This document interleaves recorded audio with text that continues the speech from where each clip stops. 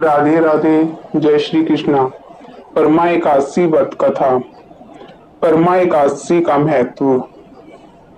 अर्जुन ने कहा, हे कमल नयन, आपने शुक्ल पक्ष की एकादशी का विस्तार पूर्वक वर्णन कर मुझे सुनाया। अतः अब आप कृपा करके मुझे अधिक मास के कृष्ण पक्ष की एकादशी का क्या नाम है, इसमें किस देवता का पूजन किया जाता है तथा इसके व्रत में किस फल की प्राप्ति होती है तथा उसकी विधि क्या है, इन सब के बारे में बताइए। श्री भगवान बोले, हे अर्जुन, अधिक मास में कृष्ण पक्ष में जो एकादशी आती है वह परमा एकादशी कहलाती है।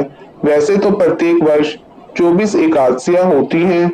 अधिक मास या मल मास को जोड़कर वर्ष में 26 एकादशियां होती हैं। अधिक मास में 2 एकादशियां होती हैं जो पद्मनी एकादशी शुक्ल पक्ष में आती है और परमा एकादशी कृष्ण पक्ष के नाम से जानी जाती है। इसके व्रत से सभी पाप नष्ट हो जाते हैं तथा मनुष्य को इस लोक में सुख और परलोक में सद्गति प्राप्त होती है।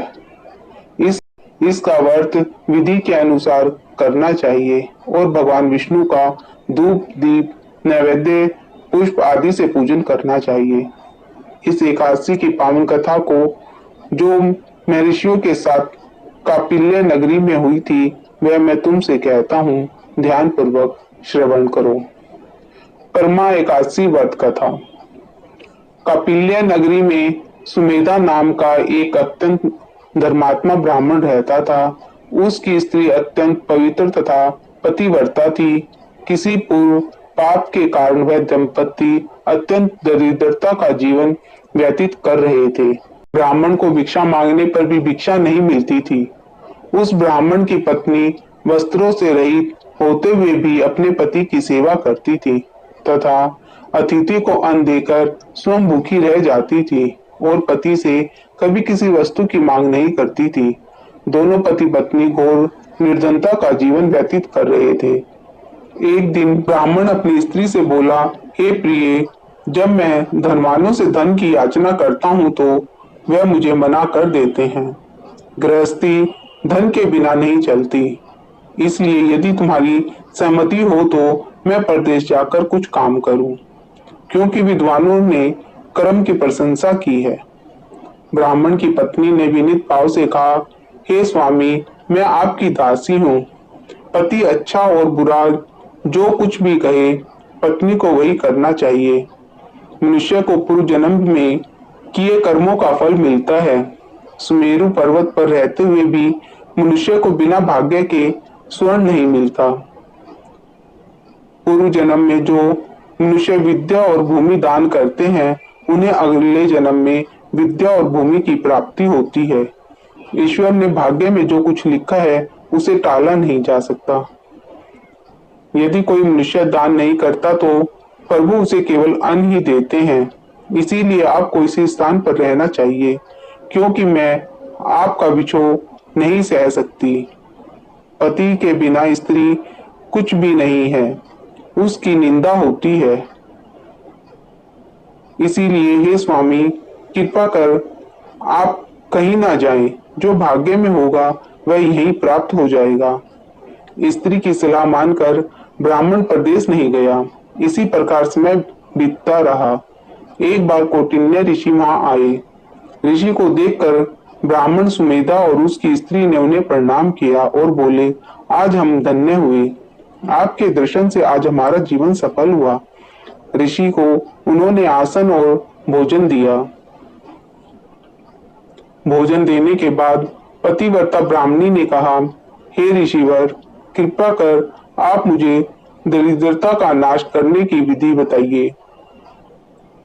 मैंने अपने पति को परदेश में जाकर धन कमाने से मेरे भाग्य से आप आ गए हैं। मुझे पूर्ण विश्वास है कि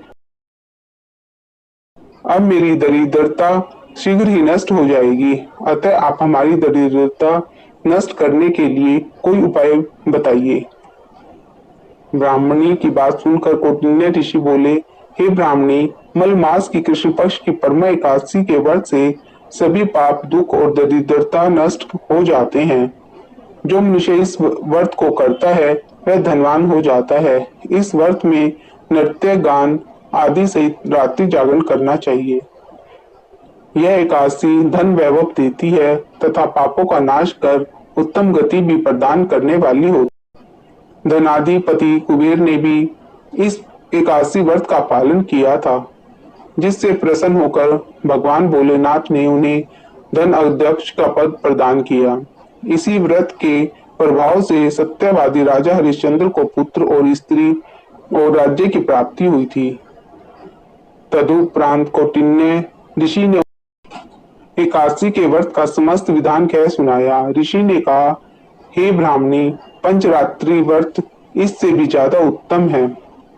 ब्रह्मा एकादशी के दिन प्रातः काल नित्य कर्म से निवृत्त हो विधान पूर्वक पंचरात्रि व्रत प्रारंभ करना चाहिए। जो मनुष्य 5 दिन तक निर्जल व्रत करते हैं वे अपने माता पिता और स्त्री सहित स्वर्गलोक को जाते हैं।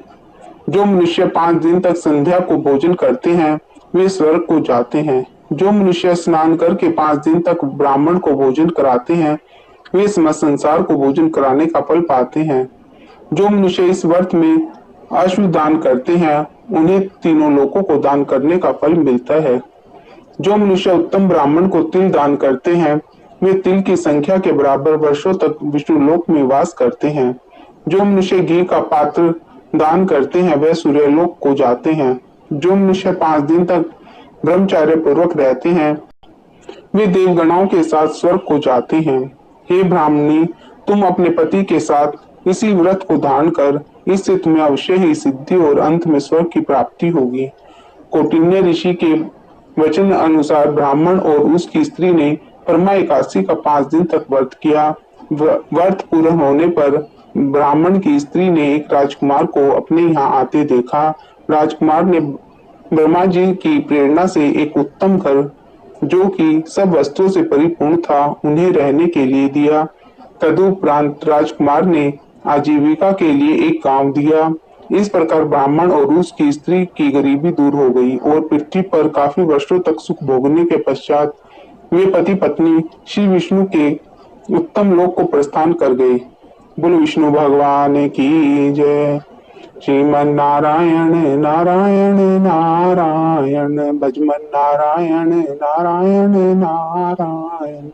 बोलो लक्ष्मी नारायण भगवान की जय, सत्यनारायण भगवान की जय।